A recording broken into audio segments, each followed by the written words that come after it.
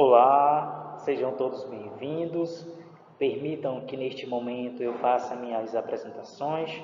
Sou o professor Geilson Paixão, sou licenciado em Educação Física, licenciado em Matemática, licenciado em Pedagogia. Tenho algumas pós-graduações na área de docência do ensino superior, na área de Educação Especial e Gestão Escolar. Neste momento peço desculpa a vocês que eu não estou de câmera ligada, pelo simples fato de que se eu ligar a câmera vai atrapalhar no andamento da apresentação dos slides. Convido a vocês para entrarmos nessa excelente viagem no rumo dos direitos educacionais de adolescentes e jovens em cumprimento de medidas socioeducacionais, da qual esta é a nossa disciplina, o nosso componente curricular que estaremos trabalhando ao longo desses dias. Nosso cronograma de estudos ficou da seguinte forma, né? A disciplina nós já conhecemos, nosso período de aula ficou do dia 12 ao 27 de 11 de 2022 e as nossas aulas todas serão online. Esses momentos ocorrerão por meio de aulas, videoaulas, serão disponibilizadas no YouTube e também ocorrerão as tutorias pela plataforma WhatsApp, na qual vocês têm a livre liberdade de estar mandando mensagem no meu contato para que eu possa estar fazendo as devidas observações. Nosso sistema avaliativo ocorre da seguinte forma: teremos duas avaliações, na qual a primeira ocorrerá no dia 13 do 11, né? Ressalto que estas datas são referentes ao momento que eu irei passar as atividades.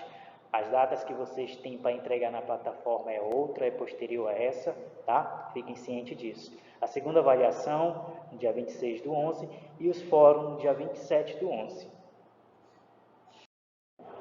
Antes de iniciar a minha aula, eu gosto de frisar a célebre frase do professor, pedagogo brasileiro, escritor, excelentíssimo Paulo Freire, que diz que quem ensina, aprende a ensinar, e quem aprende, ensina ao aprender. Então, é com esta frase que eu inicio a nossa aula, frisando que nós estamos em constante aprendizado, tanto aluno quanto professor. Não é porque hoje eu estou nesta posição hoje que eu não sou um eterno estudante, né? Eu tenho sempre isso comigo. O professor, ele nunca para de estudar. O conhecimento, ele é contínuo, certo? Para iniciarmos, a nossa primeira temática que nós iremos discutir é sobre as discussões introdutórias dos adolescentes no contexto brasileiro. Seguindo, nós falaremos de contextualização histórica da condição irregular ao de sujeito de direito. Lembrando que esta temática será em uma aula que postarei breve a essa, posterior a essa. Na semana próxima, nosso outro encontro será frisado sobre marco regulatório das medidas socioeducativas e também sobre as interfaces do Sistema Único de Assistência Social e ao Sistema Nacional de Atendimento Socioeducativo. Os pontos que serão frisados ao decorrer da nossa disciplina são pontos que serão abordados ao decorrer desta disciplina. É uma disciplina que é bastante conteúdo, bastante lei, então peço que vocês fiquem atentos ao material que será disponibilizado, ao material que vocês já têm na plataforma e às atividades também. O primeiro ponto, muito importante, é sobre a análise de alguns fenômenos que caracterizam a sociedade brasileira na contemporaneidade e a influência nas políticas do atendimento para a criança e o adolescente.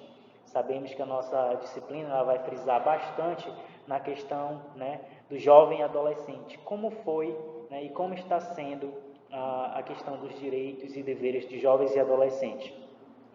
As conquistas democráticas que emergiram a partir da década de 90, ou seja, a partir da criação do ECA, que é o Estatuto da Criança e do Adolescente, que ela vem amparar em diversos fatores o jovem e adolescente, que ele tem por lei, a Lei 8.069 do ano de 1990. O reconhecimento das condições da criança e do adolescente como sujeito de direito. Está explícito na Constituição Federal de 1888. Então, a criança ela é dotada de direitos, né? Lembrando que também tem deveres, mas a Constituição brasileira, né, ela vem frisar essa questão da criança e do adolescente serem sujeitos de direitos. O reconhecimento dos direitos e deveres desse surgimento está regulamentado pela Lei 8.089 de 1990, conhecida como Estatuto da Criança e do Adolescente, o ECA. Destacam-se também a Lei 12.594 de 2012, que vai falar do Sistema Nacional de Atendimento Socioeducativo, SINASE. Os assuntos abordados nesta disciplina são essenciais para que você conheça os direitos educacionais dos adolescentes em cumprimento das medidas socioeducativas no contexto brasileiro. No final do estudo e através das leituras complementares sugeridas, você será capaz de identificar os aspectos que facilitam e os através ainda existente na operacionalização do SINASE. Então, desejo bons estudos a todos. A partir deste momento, estamos dando início às nossas temáticas. Discussões introdutórias. Os adolescentes no contexto brasileiro. Como está sendo, né, a questão dos direitos dos adolescentes? Será que antigamente, lá no ano de 1990, era como está sendo hoje? Será que os direitos dos adolescentes eram cumpridos nesse período? Ou será que é uma coisa mais recente, né? Isso nós vamos estar observando a partir da leitura do material, do acompanhamento nas videoaulas também.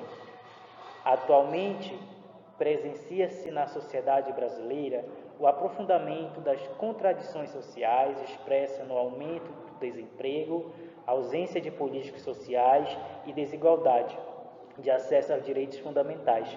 Esse cenário propicia o aumento da criminalidade e das múltiplas formas de violência presentes na sociedade contemporânea, atingindo todos os segmentos sociais, naturalizada na sociedade. As diversas expressões de violência integram o cotidiano das crianças e adolescentes e suas famílias, causando diferentes impactos nas relações sociais.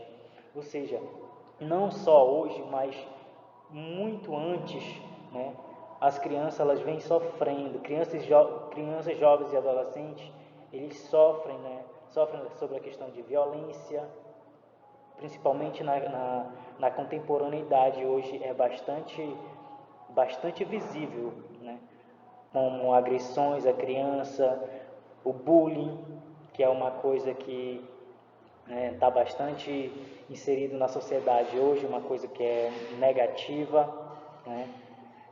E antes de 1990, antes da criação do ECA, as crianças não tinham direitos. E nós vamos observar a partir da leitura do material que a partir deste momento, a partir do momento de 1990, com a criação do ECA, né, a criança vai ser dotada de direitos e deveres também. Nesse contexto, as famílias vulnerabilizadas pela condição da pobreza vivem um cotidiano de tensão e luta diária pela sobrevivência, exposta a muitas fragilizações, rupturas, à violação dos direitos que lhes deixam desprotegidas e incapazes de exercerem a função protetiva e cuidado dos seus membros. Nós sabemos que hoje existe a lei, mas muitas vezes a criminalidade, a violência, até mesmo a condição financeira, elas são maiores que a lei, né? Porque a lei é algo que foi feita para ser cumprida, mas em certos momentos, né, até mesmo pelas pessoas, ela deixa um pouquinho a desejar. Sabemos que todas as crianças, jovens e adolescentes têm direitos, mas se não procurar esses direitos, é mesmo que não terem, não vão atrás, né, dos seus direitos. O objetivo desta aula é identificar as questões que afetam a juventude brasileira na contemporaneidade. Quais são essas questões que vêm afetar? Será a violência? Será questões financeiras? Será o desemprego? Será a criminalidade? Seguindo do outro objetivo, que é analisar a violência e a criminalidade no Brasil como um fenômeno social.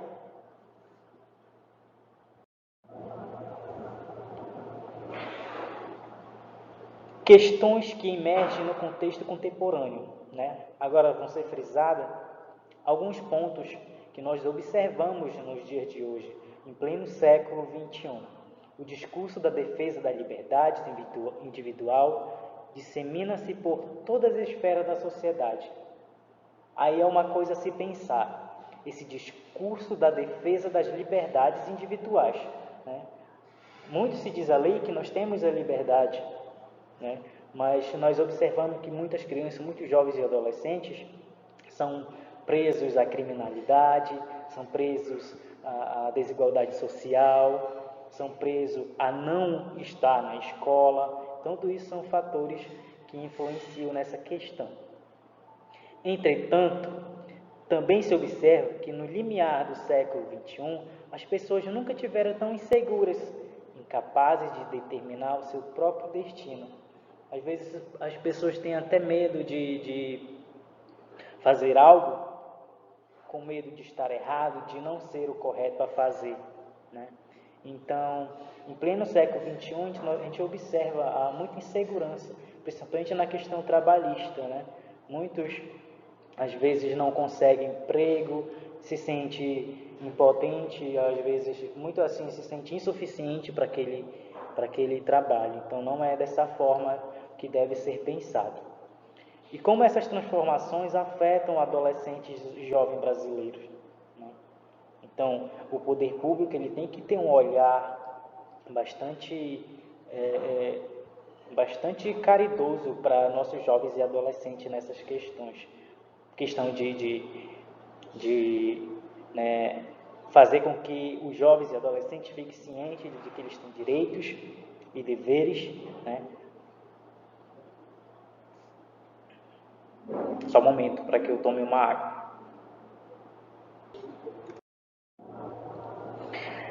Para explicar melhor, de acordo com o Estatuto da Criança e do Adolescente, que é a lei que já foi frisada, que é a Lei 8.069 do ano de 1990, os adolescentes são pessoas que se encontram na faixa entre 12 e 18 anos de idade.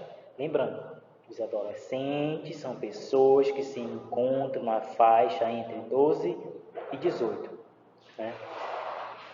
Já o Estatuto da Juventude, que é a Lei 12.852 de 2013, considera jovens as pessoas entre 15 e 29 anos de idade. Aqui nós temos uma pequena fala do pensador Bauman, que diz que os homens e as mulheres pós-modernos trocam um quinhão de suas possibilidades de segurança por um quinhão de felicidade. O liberalismo sustenta a ideia de que cada pessoa, individualmente, é responsável pela sua segurança social. Assim, a adolescência, enquanto ciclo de vida, é compreendido socialmente também como um problema individual, em que seus sucessos e fracassos são de responsabilidade do indivíduo. Aí já fica um questionamento: será que este pensador tem a mesma opinião que eu? Fica uma coisa a se pensar, principalmente quando ele fala que é compreendido socialmente também como um problema individual, em que seu sucesso e fracasso são de responsabilidade do indivíduo. Será que é responsabilidade só minha? Ou será que a sociedade não interfere muito nessa situação? Fica uma coisa a se pensar. Bem, de acordo com as mudanças que vieram ocorrendo desde este período que já foi citado, Ocorre também o avanço crescente de uma população ociosa, desprotegida, excluída da vida social, exposta não apenas às péssimas condições materiais de existência, mas os riscos e incertezas que ameaçam a segurança social e afetam a subjetividade dos sujeitos. Ou seja, observamos também, que a crescente massa da população, ela sente-se desprotegida, apesar de terem leis que amparam. Mesmo assim, a população ela precisa do apoio, principalmente do poder público, da máquina pública. Sem empregos, quem diz isso é Bauman novamente, do ano de 1998. Sem empregos, há pouco espaço para a vida vivida como projeto para planejamento de longo prazo e esperança de longe alcance. É uma coisa que fica no nosso pensamento, que quando observamos a crescente taxa de criminalidade, o desemprego, insegurança, nós observamos que um dos fatores que ocorre essas situações é o desemprego. Então, Bauman vem falar essa questão do desemprego. As dificuldades em conseguir um primeiro emprego são gravadas quando se trata de jovens em situação de risco e vulnerabilidade social.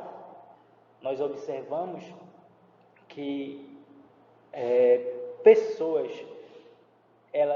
algumas têm facilidade e outras têm dificuldade, principalmente em conseguir um primeiro emprego. Será que por conta da sociedade, que é machista, que é racista, Se formos comparar, por exemplo, duas pessoas forem atrás de um emprego, ambas com a mesma qualificação, mas têm cor de pele diferente. Nós sabemos que em pleno século XXI, a sociedade ela é racista, então ela vai ter um olhar diferenciado para ambas as pessoas, coisa que não pode ocorrer, coisa que hoje em dia é crime, ter racismo. Pesquisa da Unicef, Fundo das Nações Unidas para a Infância, divulga em fevereiro de 2011, revelou que 38% dos adolescentes no Brasil vivem em situação de pobreza. Agora fica-se o questionamento: por que esse percentual de 38%? Será que os jovens brasileiros eles não vão à procura do seu primeiro emprego? Ou será que a dificuldade para arrumar esse emprego está em questão de preconceito, questão de homofobia, que é algo muito, muito recente na nossa contemporaneidade, questão de machismo? Tudo isso são fatores que influenciam também nessas porcentagens.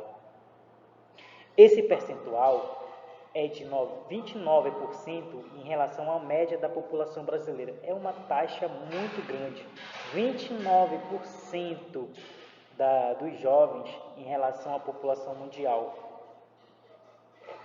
Quase 30%,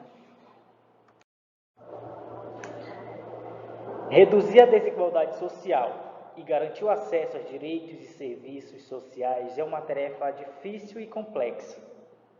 Essa frase, esse trecho é indiscutível, Quando se trata em questão de desigualdade social, é uma tarefa muito difícil e complexa.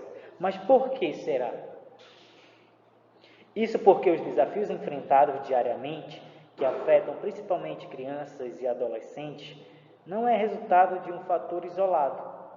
A desigualdade é resultado de muitas causas que incluem a raça, gênero, sexo, a escolarização, a cultura, o baixo acesso à participação social, a ausência de políticas públicas específicas e as condições de classe em que estão sendo inseridos. Já foi citado, por exemplo, na questão de empregabilidade. Não tem como dizer que as pessoas não vão ser conceituadas pelo seu gênero, pela sua sexualidade, sua escolarização, a sua raça, né? A sociedade em si, ela é muito preconceituosa nessas questões. Em pleno século XXI ainda existe essas diferenças, algo que por lei não deveria existir mais. Qual a sua opinião? Segundo o último censo do IBGE, que foi em 2004 realizado, o Brasil possui 25 milhões de adolescentes na faixa etária de 12 a 18 anos, aproximadamente, que são 15%. A desigualdade social no Brasil reflete a imensa concentração de renda, tendo em vista que 15% da população rica detém 13,5% da renda nacional, contra os 50% mais pobres, que detêm 14%. Essa desigualdade encontrada nos indicadores sociais traz consequências diretas nas condições da população infanto-juvenil. Aí fica uma questão a se pensar, né? A violência e a criminalidade. Algo que tem que ser bastante observado. Nos noticiários sobre a violência no Brasil, o jovem aparece como protagonista principais, sejam como vítima ou autores dessa prática. E também tem ganhado a atenção dos meios de comunicação e das diversas esferas da sociedade em virtude do aumento dos índices de criminalidade. Aí vem a questão a se pensar. Esse jovem está na escola, esse jovem está inserido na sociedade, esse jovem está sendo excluído pela sociedade. O que está acontecendo para que ocorra essa violência, para que ocorra essa criminalidade, né? A Organização Mundial da Saúde e a Convenção Internacional dos Direitos da Criança, elas vêm conceituar o termo violência. Vamos observar.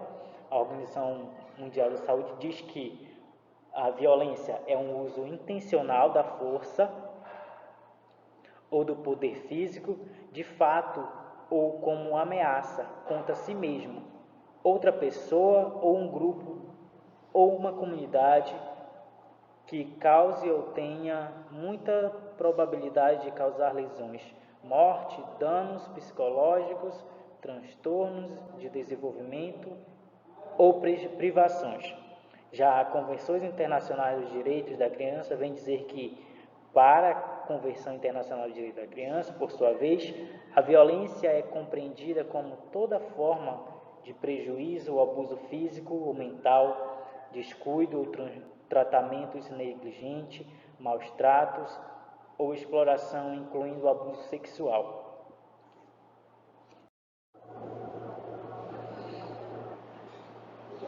As redes sociais movimentalistas se constituem como um movimento social de denúncia e de vigilância e de luta reivindicatórias. Essas redes buscam melhores condições de vida e de afirmações de direitos. Suas atividades se estruturam a partir das articulações de grupos sociais diversos ligados através das relações interpessoais.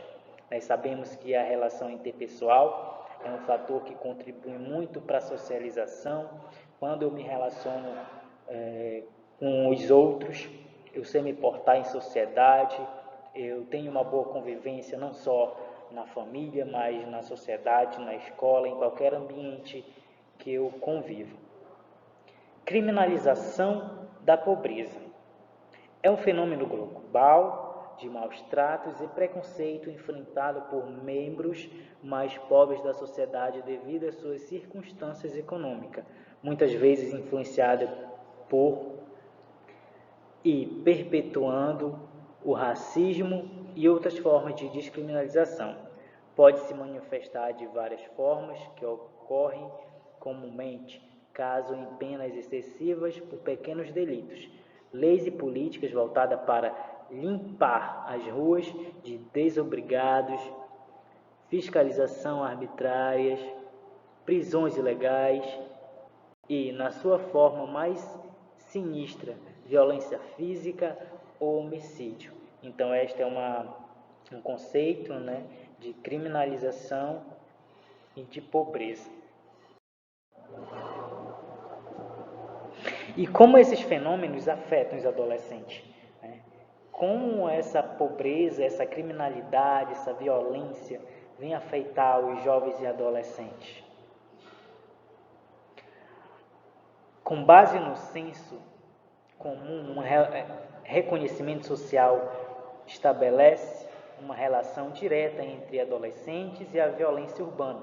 Esse entendimento é ameaçado por preconceito e sustentado na premissa de que os atos infracionais praticados por adolescentes representam uma das principais causas de violência na sociedade.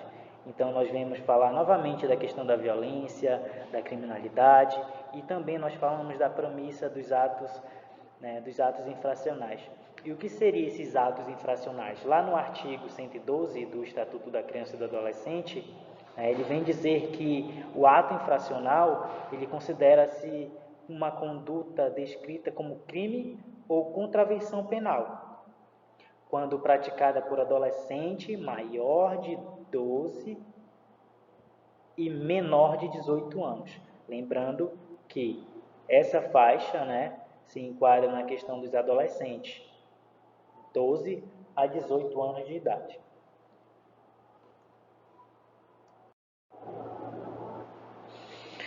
O que acontece com os adolescentes que cometem os atos infracionais, como já foi citado na lâmina anterior? Estão expostos a situações de violação de direito, dentre elas baixa escolaridade, defasagem de idade, série múltiplas violências, trabalho infantil, situações de ruas, dentre outros. Então, são essas as situações que acontecem para que o jovem, para que o adolescente cometa um ato infracional. Às vezes ele não tem uma instrução, não tem uma escolaridade, assim fica dificultoso em conseguir um emprego, Seja a questão financeira, às vezes o jovem tem que sair de casa cedo para ir trabalhar, às vezes se depara com uma situação não como ele queria e é sujeito a fazer outra coisa. Claro, nada justifica isso, mas existem sim vários fatores que colaboram para que os jovens cometam esses atos infracionais. Aí, nesse contexto socioeconômico e cultural, as atividades ilícitas podem ser praticadas como uma estratégia para superar as dificuldades de sobrevivência. Olha o que vem dizer aqui, o que já foi citado na lâmina anterior, que muitas vezes esses fatos, esses atos infracionais acontecem para suprir uma necessidade de algo que está faltando, da conquista de fontes de renda em curto prazo ou do desejo de viver experiências que levam à visibilidade social, mesmo que negativa. Saiba mais. Em 2016, o Brasil alcançou a marca histórica de 62.517 homicídios, segundo informações do Ministério da Saúde. Isso equivale a uma taxa de 30,3 mortes para cada 100 mil habitantes, que correspondem a 30 vezes a taxa da Europa. Apenas nos últimos 10 anos, 553 mil pessoas perderam suas vidas devido à violência intencional no Brasil. E um fato muito importante, que a maior taxa de mortabilidade ocorre entre jovens e adolescentes. Muitas vezes este jovem está na rua, sem nenhuma instrução, comete algo ilícito e, infelizmente, vem acontecer o pior. E qual a sua opinião? Segundo os dados do mapa da violência de 2012 e 2013, existe o maior índice de violência contra adolescentes negros. A partir dessa informação, podemos concluir que se trata de uma população mais vulnerável. Será que o negro, a população negra, os adolescentes negros, eles são mais vulneráveis? Creio eu que não é uma cor da pele que justifica um ato, mas muitas vezes acontece por uma simples discussão, por um simples questionamento, uma pessoa tira a vida da outra. Às vezes, pelo simples de não querer estar no mesmo ambiente, né? O racismo predomina e, infelizmente, uma pessoa vem tirar uma vida inocente por um fato que não deveria ocorrer. Então, essa taxa, essa informação, que o maior índice de violência é contra negros, é muito atual também. Observamos também uma coisa muito importante, que às vezes até as Forças Armadas, né, nós observamos em reportagens que a maior taxa de enquadramento de jovens por policiais são negros, né? Porque o negro ele já vem com um conceito formado pelos outros, que o negro é o quê? Que o negro é criminoso, que o negro é uma pessoa violenta. Então, esses conceitos já vêm formados desde o período lá da escravatura. Então, isso tem que ser desmistificado, porque hoje, em pleno século XXI, temos bastantes leis, nós temos conhecimentos que nos amparam em relação a essas informações. Deixo aqui esta imagem para nós refletirmos um pouco, que diz: avisa o povo aí de cima que nossa herança maldita não cabe mais debaixo do tapete. Né? Será que nós estamos levando essas heranças na nossa sociedade? Nós estamos deixando essa herança na nossa sociedade? Essas heranças que são o encarceramento em massa, o racismo, a violência de gênero, a desigualdade social. Assim, não é só uma pessoa que sofre. Sofre o homem, sofre a mulher, sofre o preto, sofre o branco, sofre a criança, sofre o jovem, sofremos todos, né? Então, neste momento, nós encerramos nesta primeira aula. Eu agradeço a participação de todos e até o nosso próximo encontro.